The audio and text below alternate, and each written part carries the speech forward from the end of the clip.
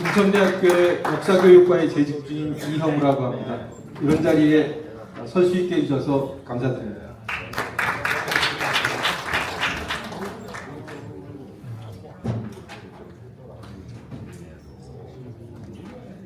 예, 제가 주최 측으로부터 이렇게 하달받은 주제는 김구영의 삶과 대외관이라는 그 주제를 하달받아서 제목 변경 없이 그냥 한번 구성해 보았습니다. 저는 그 고려 말 정치사를 공부를 그냥 조금 한다라고 말할 수 있는 뭐 그런 입장이고요. 근데 아까 뭐 정치인들 왔다 가셨지만 정치사를 공부하는데 제가 정치를 해본 적이 한 번도 없어서 정치를 제대로 이해할 수 없는 그런 한계를 갖고 있으면서 공부를 하고 있습니다. 뭐 제가 김구영에 대해서 이렇게 알게 된 건 그 포은 정몽주를 공부하다가 성균관에서 이제 같이 활동하신 것을 보고 이제 알게 된 수준이었고, 그 이후에 뭐 공부를 한 적이 없다가 이번에 덕분에 공부를 좀 했습니다. 그래서 아마 이 자리에 앉아 계신 여러 어르신보다 제 수준이 좀 떨어지지 않을까 좀 많이 걱정이 되기는 합니다.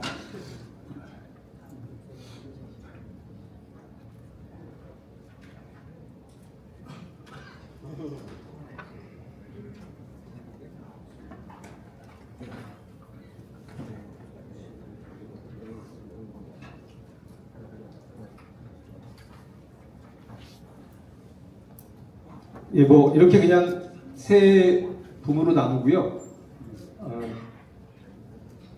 제가 학생들하고 할 때는 이제 뭐 수업 목표 뭐 이런 것도 하는데, 여기서는 이제 뭐 발표 목표 이런 거 하기는 좀 그렇고, 대략 크게 3개 정도 목차를 나눴고요.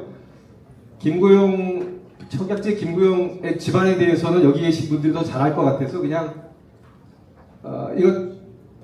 이쪽에 대해서 좀 제가 이제 공부를 하다 보니까, 아까 우리 박 교수님께서 하실 때 김방경에 대한 연구가 별로 없다라고 말씀을 하셨는데, 역사학 쪽에서 볼 때 김구영에 대한 연구는 더 없더라고요. 정말 없더라고요. 그런데 문학 쪽에서는 연구가 굉장히 일찍부터 돼가지고 제가 한번 여쭤봤더니 굉장히 훌륭한 시인이다, 뭐 이렇게 아주 뛰어난 시를 남기셨다 그랬는데, 불행히 제가 시에 대해서는 또 젬병이라, 더군다나 한시는 뭐 제가 감히 범접할 수 없는 부분이라서 그 얼마 되지 않은 그 역사학 쪽에서 김구영을 연구하신 분들께서, 그리고 또 김방경을 연구하시는 분들께서 그 집안에 대해서는 연구를 잘 해놓으셔가지고 그 연구에 있는 표를 좀 이렇게 잠깐 그냥 빌려왔습니다. 본족 그냥 이거 원래 만드신 분의 표현을 빌려서 아버지 쪽, 어머니 쪽, 그리고 처가 쪽 결혼을 2번 하셔가지고 전처 집안, 후처 집안 뭐 이렇게 쭉 해놨는데, 결론은 집안이 저때 요즘 학자들 교과서에 나오는 표현으로는 권문세족이라고 해서 굉장히 뭐 좀 잘 사는 집안이었다, 좋은 집안이었다 이렇게 평가를 하고, 그 예를 드는 게 이제 여기 아버지 쪽, 어머니 쪽, 처가 쪽 이렇게 혼인 대상자 집안을 보면 굉장히 그 당시에 잘 나가는 권문세족 집안들이랑 결혼을 많이 했더라, 이렇게 얘기를 하고 있습니다. 그래서 이제 그 집안들과 이제 결혼을 어떻게 잘했는가 뭐 이런 것들을 좀 확인하기 위해서 저희 고려를 공부하시는 분들은 너무나 잘 아는 내용인데, 고려 공부하지 않는 분들은 좀 생소해하시고 저 사실을 접하게 되면 굉장히 당황하는 그 고려 초기 그 왕실의 혼인 모습에 대해서 잠깐만 얘기를 해볼까 합니다. 지금 여기 보니까 거리가 멀어서 잘 보이지 않으실 것 같은데요. 이 고려 네 번째 임금님 광종의 첫 번째 부인이 대목 왕후 황보씨라고 되어 있는데, 이 대목 왕후 황보씨가 어디 있는 분이냐면 여기 있는 분입니다. 그래서 광종과 대목 왕후 황보씨는 친남매간입니다. 아버지가 같은 태조 왕건으로 아버지는 똑같고 어머니만 다른 분인데 그분들이 이렇게 결혼했습니다. 그리고 두 번째 부인이 경화궁 부인 임씨는 여기 있는 분인데 역시 형인데 어머니가 다른 형, 고려 두 번째 임금 혜종의 딸과 결혼했습니다. 그리고 이건 촌수로 삼촌간에 결혼했습니다.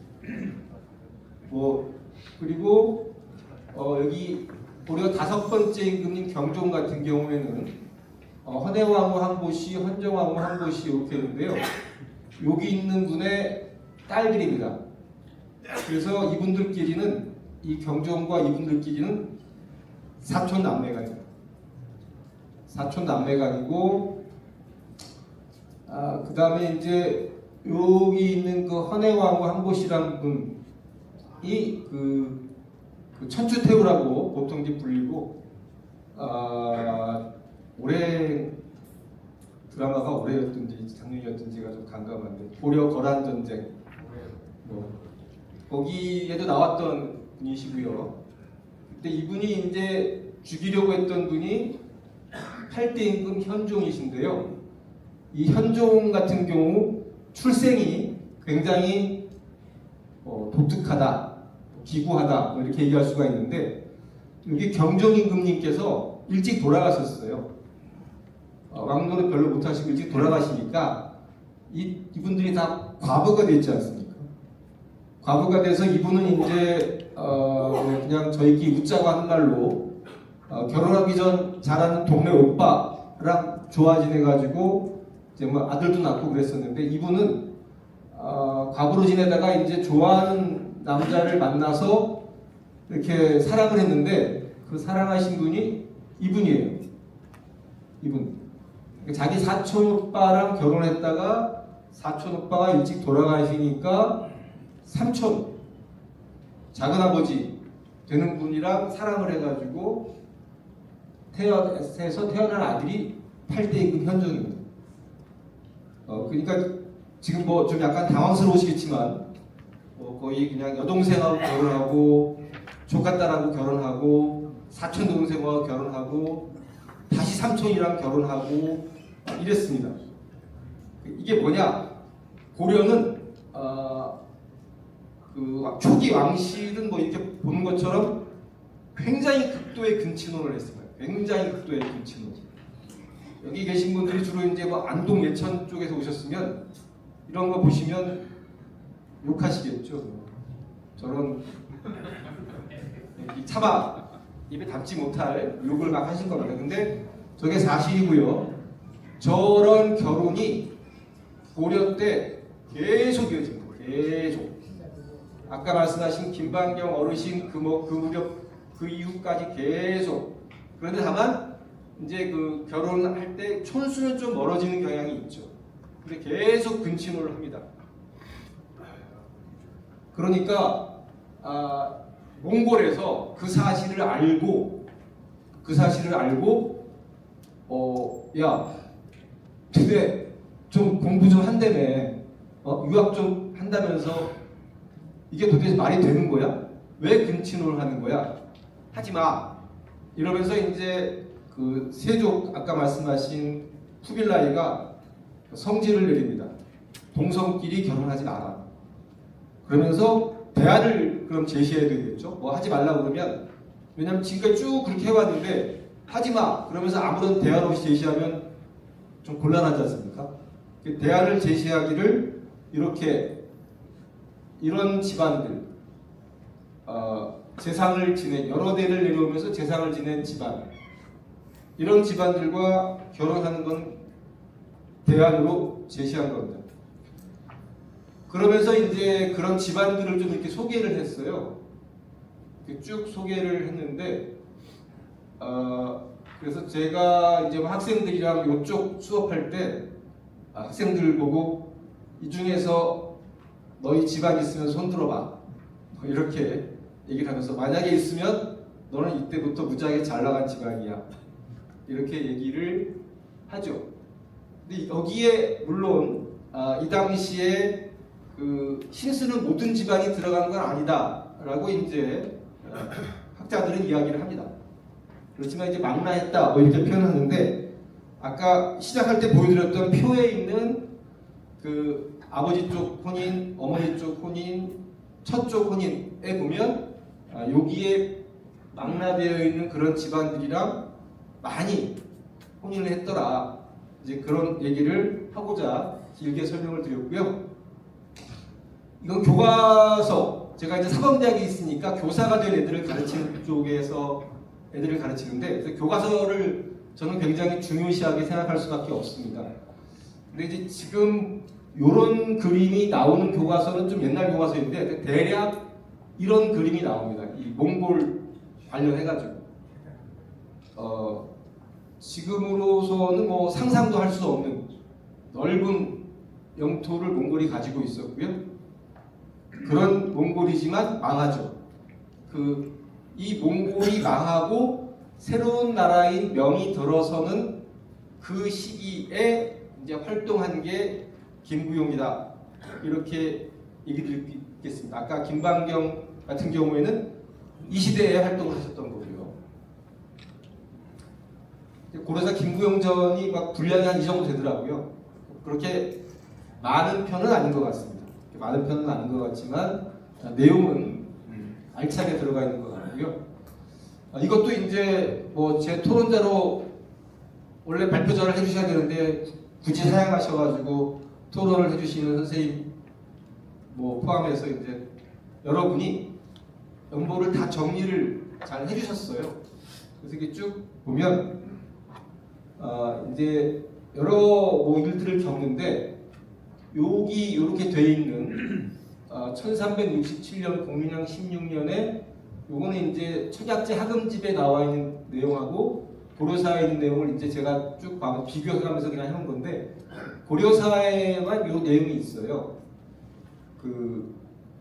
거기에 이제 성균관 요즘 말로 했을 때 이제 국립대학 그 당시 국립대학 하나 있었으니까 이제 국립대학 교수를 겸직을 하셨다는 얘기인데 이게 이분 인생에 있어서 이분 생애에 있어서 굉장히 중요한 것이었다라고 이제 일단 말씀을 드릴 수 있을 것 같고요. 그 다음에 1375년 우왕 1년에 아까 그 잘 나갔던 원나라가 명나라한테 수도를 빼앗기고 북쪽 몽골 초원 쪽으로 쫓겨납니다. 그 쫓겨난 그 몽골을 우리 학자들이 보통 북원이라고 표현을 해서 부릅니다. 그 북원이 사신을 보내오는데 그 사신을 맞아들이는 것에 대해서 그 당시에 권력을 잡고 있던 사람들과 김구용 같은 뭐라고 할까요? 일종의 새로운 강자인 명나라하고만 해야 된다. 외교 관계를 이렇게 얘기하시는 분들하고 크게 충돌이 일어납니다. 그래서 굉장히 시련을 겪죠. 이때 충돌을 겪고 유배되셔가지고 어머니 고향인 여흥, 어머니가 이제 여흥민 씨거든요. 당대에 매우 잘 나가는 그 집안이죠. 그쪽 어머니 쪽으로 이제 가서 이쪽에서 1375년 대략 요거 입장 옮겨갔다고 했는데 이제 언제 옮겨갔는지 모르겠지만 대략 가을 겨울쯤에 옮겨가셨겠죠. 그때부터 1381년 그러니까 해수로 따지면은 한 6년이 좀 안 될 것 같습니다. 정확하게 만으로 따지면. 그런데 기록에는 그냥 표현을 7년 동안 이렇게 한거하셨다 이렇게 표현하더라고요. 그러니까 1, 2, 3, 4, 5, 6, 7 이렇게 아마 헤아린 것 같습니다.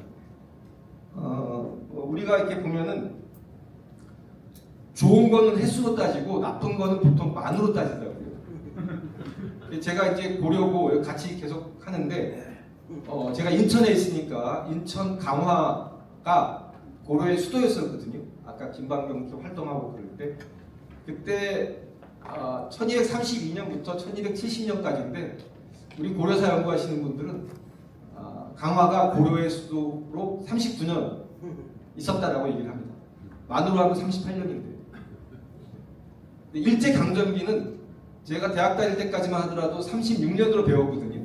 근데 요즘은 만으로 35년이라고 하더라고요, 보통. 그래서 뭐 그런 게 좀 있는 것 같습니다. 그리고 이제 그 다음에 제일 큰 일이 이거죠. 돌아가시게 만든 거니까요. 47세 때인 1384년 우왕 10년에 명나라 수도가 아니고 그러니까 명나라 이제 관부 중에서 요동에 있던 관부에 예를 행하러 가는 사신으로 갔다가 거기서 일개 사신이 따로 교류를 할 수 없는데 그걸 했다라고 이제 명태조 주원장이 문제를 삼으면서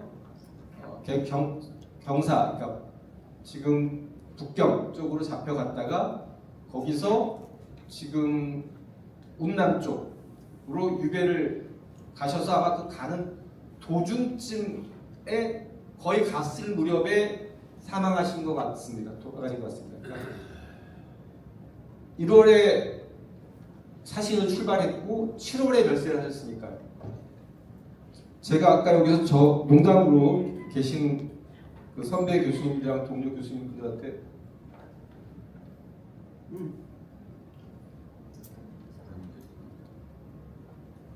저 유배길을 한번 답사를 해봐야 되는데 그렇게 말씀을 드렸는데요. 저걸 걸어가면 얼마나 걸릴까요? 개경에서부터 저 운남까지 걸어가면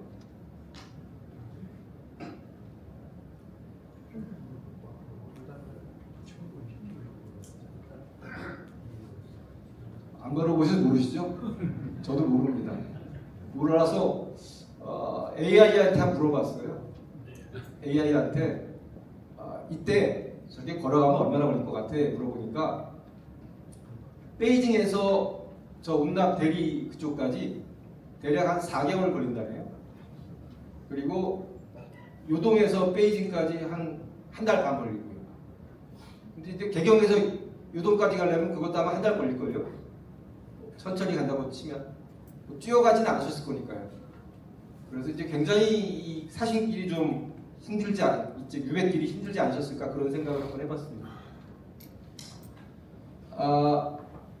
김구용의 생애 부분에서 뭐 중요하게 제가 중요하게 생각했는데 뭐냐면 동생이 형보다 일찍 그 1366년 공민왕 15년에 원나라의 그 제후라고 표현할 수 있는데 한왕한테 이제 공민왕이 사신을 보내서 가는 그 사신의 서장관으로 수행해서 갔는데 거기 가서 이렇게 편지를 형한테 보냈습니다. 그러면서 원나라 수도 연경이 예전만 못하지만 장부가 지낼 만한 곳이다. 이렇게 얘기를 했고 이 동생은 이 당시에 원황태자가 이 하나망을 만나러 가지 못하게 하니까 사신 정사인 전록생은 돌아가셔야겠습니다 하고 고려로 돌아가게 한 다음에 본인이 혼자 남아서 하나망을 만나가지고 목적을 달성합니다. 그러니까 이때 그 공민왕은 원나라가 이제 막 무너져 가니까 다양하게 좀 세력을 새로 떨치고 있는 사람들과 교류를 하려고 시도를 하는데 그런 과정에 이렇게 사신을 보냈던 것 같습니다. 그래서 동생이 이때 형보다 먼저 이 중국 현장에 가서 정세 파악을 하고 그걸 형한테 알려주고 그때 나중에 이때 그 하나망에 이제 답방으로 사신을 보냈는데 그 사신한테 나중에 김구용이 또 돌아가는 사신한테 시를 지어주기도 하더라고요. 그래서 이때 좀 원나라에 대한 정보, 당시 돌아가는 정보를 좀 얻을 수 있지 않았을까 이렇게 생각을 하고 아까 말씀드린 성균관 학관, 성균관 교수, 국립대학 교수로 이제 활동을 하시는데 고려사란 책에는 그 총장은 이색이라고 합니다. 유명한 노근 이색이고요. 그 다음에 이제 교수를 나열하는데 고려사에 보면 김구영 선생님이 제일 먼저 나와 있고 이건 세가입니다. 이건 고려사 이색전에도 김구영 선생님이 제일 먼저 나와 있습니다. 근데 뭐 제가 과문해가지고 왜 김구영 선생님을 먼저 얘기했는지는 잘 모르겠습니다. 근데 아마 좀 이렇게 더 뛰어나서 그렇게 하신 게 아닌가 생각되는데, 왜냐하면 그때 동료분들 이렇게 한번 과거 급제 시기하고 당시 나이를 보니까 김구영 선생님은 공인왕 4년인데요. 그때 같이 했던 박상충 이런 분들은 공인왕 2년입니다. 이런 분들이 더 먼저 나오는 게 도리일 것 같고 나이도 더 많으신데 김구영 선생님이 앞에 있고, 김구영 선생님이 또 과거 급제를 굉장히 상대적으로 일찍 하셨죠. 상대적으로 이렇게 유명한 그 당시에 유명한 분들 중에서 이승인이라는 분 빼고 이분은 16살에 했더라고요. 압도적으로 다른 분보다 빨리 했고요. 임박이라는 분도 이제 유명한 분인데 이분은 뭐 34세에 하셨더라고요. 그리고 이제 그 드디어 김구영 선생님이 명나라 사신 서장관으로 동생과 같은 역할을 맡고 이제 명나라 수도 남경에 사행을 갑니다. 가셔가지고 이제 남긴 시들이 있는데 제가 이 시에 대해서 깊이 있게 해석을 할 수 없어서 그냥 단편적으로 보면 이런 뭐 시들을 이제 그 한문학 하신 분들이 쭉 써놓은 거 보면 굉장히 좀 가서 놀라고 칭찬하고 뭐 이렇습니다. 제가 아까 그냥 이런 말 하면 안 되지만 저 대학교 때까지만 하더라도 제 친척 사촌 뭐 형네 집이 이제 군 단위에 있었습니다. 거기 가면 이제 화장실이 아시죠? 네, 그때 화장실. 네. 근데 그 형이 이제 서울에 와가지고 대학 이후에 오면 화장실 다르지 않습니까? 도로도 다르고 건물도 다르고 했을 때 느끼는 감정 이런 것들을 원나라에 처음 사신으로 가거나 명나라에 처음 사신으로 간 사람들은 아마 많이 느꼈을 거고 김구영도 많이 느낄 수밖에 없었을 거다. 그렇게 생각을 하고 그걸 본 다음에 보통 사람들이 많이 달라진다. 이렇게 또 연구자들도 이야기를 합니다. 근데 이제 제일 그 말씀드렸던 그 두건 사신 맞이하기 전에 김구영이 악닥들인 커다란 문제가 본인을 국립대학 교수로 만들어준 공민왕이 시해를 당하죠. 잘 아시는 것처럼. 그 시해를 당하고 공민왕이 자신의 아들이라고 세자교육을 시켰던 우를 이제 왕으로 삼는데 그때 이 김구영을 포함해서 아까 그 학관으로 활동하셨던 분들 이런 분들이 이제 어떤 입장을 보였을까 궁금한데 기록은 남아있는 게 없습니다. 기록은 남아있는 게 없고요. 그 다음에 이렇게 이런 내용이 있는데요. 여기 보면 원나라 사신을 맞이한다면 한나라의 식민이 모두 난신적자의 죄에 빠지게 됩니다. 후일에 무슨 면목으로 공민왕을 뵙겠습니까? 이러면서 이제 원나라 사신 맞이하는 것에 대해서 어쨌든 결과적으로 매우 격렬하게 반대합니다. 매우 격렬하게. 그때 성균관 학관을 같이 했던 분들이 그 무렵부터 하나의 정치 세력이 됐다라고 이야기를 보통 하거든요. 이제 그들이 거의 정치 세력 입장에서 반대를 했다라고 봐도 틀리지 않을 것 같은데 결과는 굉장히 처절했습니다. 네, 그래서 선배격인 이분들은 나이가 좀 있으신 분들은 죽었습니다. 곤장을 하도 세게 맞으셔서 그런지. 그리고 김구영, 정동주 이런 분들은 다 유배당하고요. 이때 공식적으로 이제 뭐 유배당한 것은 포함된 인물은 좀 더 집어넣을 수 있지만 21명인데 이제 그들이 그렇게 유배된 다음에 관직 복귀가 굉장히 쉽지 않았습니다. 왜냐하면 저때 권력을 잡고 있던 게 이인임, 최영 이런 분들인데요. 그분들이 계속 끝까지 권력을 중간에 임기현미, 영웅방 이렇게 나오지만 그래서 이제 그 유배당한 분들 그 관직을 언제 복귀하는지 보니까 정도전 같은 사람은 10년, 우왕 10년, 김구영 선생님은 우왕 7년, 이수민은 우왕 6년, 정웅주는 우왕 3년, 영방은 우왕 6년, 염정수는 9년. 이렇게 굉장히 늦게 복귀를 하고요. 아예 복귀했다는 기록이 고려사랑 고려사 저료 같은 관창 기록에 없으신 분들도 많습니다. 그래서 이때 복귀한 분들은 굉장히 치열하게 그 당시에 집권자인 이인임과 최영, 임경미, 영웅박 이런 사람들하고 나중에 굉장히 치열하게 좀 자신의 가치를 드러내려고 노력을 많이 했을 겁니다. 근데 그런 와중에도 관직에 복귀하자마자 또 그 당시 우왕이 보이고 있던 행태에 대해서 이렇게 임금이 하면 안 된다라고 글을 올려서 간언을 하기도 합니다만 임금이 받아들이지 않았다. 뭐 이런 얘기가 기록에 하나 나온 게 있습니다. 그리고 이제 가장 문제가 되는 사신을 갖다가 돌아가신 거. 예. 여기 이제 여방이라는 사람이 있는데요. 이게 서방이라고 쓰는 분들이 석자라고 쓰기도 하고 역자라고 쓰기도 하고 그때 제가 솔직히 뭘로 해야 되는지 잘 모르겠어서 중국어 사전을 한번 찾아봤더니 중국어 발음으로 요즘은 예 어쩌고 그렇게 되는 것 같아가지고 중국에서 엽이라고 그냥 읽는 게 아닌가 싶어서 저는 엽이라고 그냥 써봤어요. 중요한 얘기는 아니고요. 예, 이제 김구영 선생님 대회관 얘기할 때 이제 명나라한테 어떻게 했냐인데요. 명나라 때 외교 관계를 한번 살펴보면 명이 건국한 초기에는 한 2년 정도, 2년에서 3년, 만 3년 정도는 좀 우호적이었습니다. 서로가 필요에 의해서 명태조 주원장도 고려랑 사이좋게 지내려고 했고요. 왜냐하면 아직 그렇게 자기가 주변을 다 평정하지 못했기 때문에.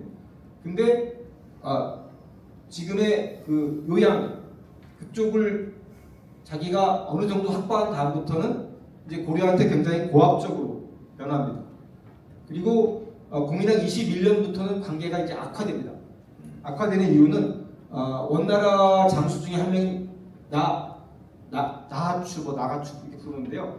그 사람이 명나라 군사 보급기지 요동에 있던 우가장을 공격해서 약탈합니다. 수천 명을 죽였다고 이렇게 하는데, 근데 명나라가 그게 고려가 다 정보를 줘서 그런 거다. 고려 책임이다. 이렇게 막 떠넘기면서 고려를 굉장히 압박하고 못 사게 굽니다. 그러면서 이제 공민왕 23년에는 사신이 와가지고 말 2,000필을 바쳐라. 이런 요구를 드디어 합니다. 말 2,000필. 어마어마한 양이라고 생각합니다. 저것 때문에 저 말을 바치려고, 물론 꼭 저것 때문은 아니지만 공민왕이 탐나에 정벌군을 보냅니다. 그 정벌군의 총대장이 최영이었습니다. 그 정벌군이 탐나를 정벌하고 돌아오기 전에 공민왕이 불행히 시해를 당합니다. 그런 그 명나라와의 외교 관계였고요. 그 다음에 이제 우왕 초에 보면은 그렇게 공민왕이 칙명을 굉장히 그런 명나라의 태도 돌변에도 불구하고 공민왕은 희조멸관, 칙명, 원나라 사신 오면 죽여버리고 막 이럴 정도로 칙명만 했습니다.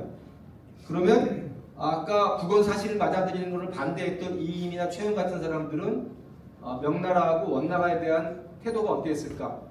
저 외교 정책이 어땠을까? 이렇게 살펴보려고 이제 연구하신 분들이 보니까 이렇게 고려하고 명 사이에서는 사신이 많이 왔다 갔다 하는 반면에 고려하고 원 사이에서는 사신이 별로 왔다 갔다 하지 않습니다.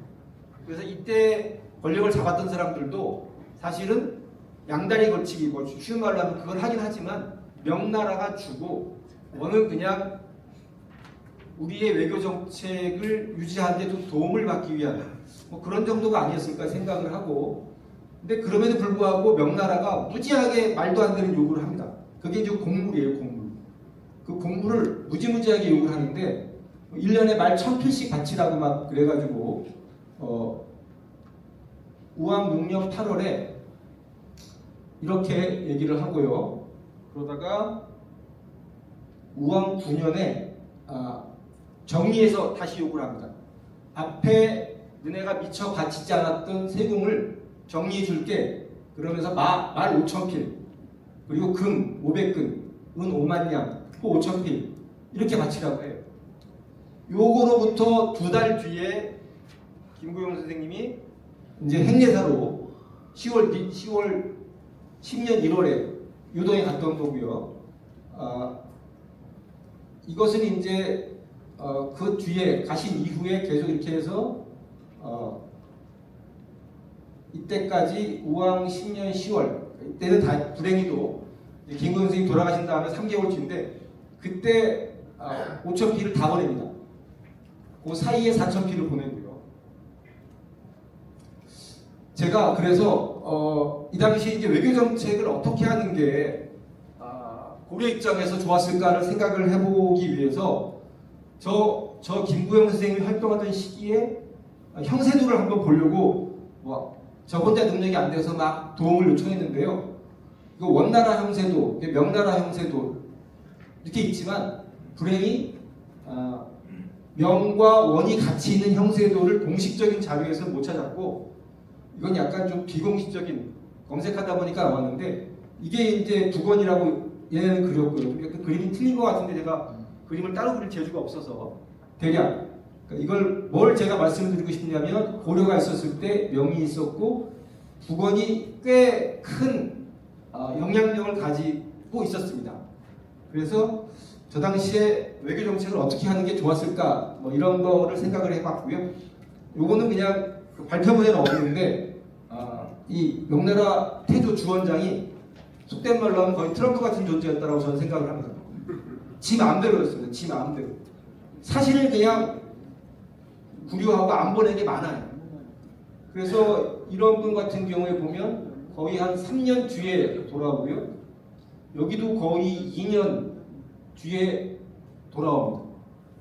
이런 분들 다 대리로 김구영 선생님이 유배 갔던 대리로 다 유배 갔었습니다. 그러니까 지금 이런 험한 시절을 이 시기에 김구영 선생님이 살았고 그런 험한 시절을 살았음에도 불구하고 김구영 선생님이 본인의 어떤 그 책무를 다하기 위해서 했는데 지금 남겨진 저로서는 저 당시에 김구영 선생님뿐만이 아니고 김구영 선생님과 같은 길을 갔던 그 신진사대부 교과서에서 표현하는 신진사대부 이런 분들이 택하여야 했을 외교 정책이 어떤 것이었을까? 그러니까 지금은 보통 그냥 친형이 거의 정답, 모범 답안인 것처럼 얘기를 하는 경향이 많은데 우리가 좀 그런 것들에서 적절하게 좀 이렇게 잘 우리 이익을 최대한 고려의 이익을 최대한 끌어내는 외교 정책은 무엇이었을까를 그냥 한번 같이 고민해봤으면 좋겠다라는 걸로 제 발표를 마치겠습니다. 감사합니다.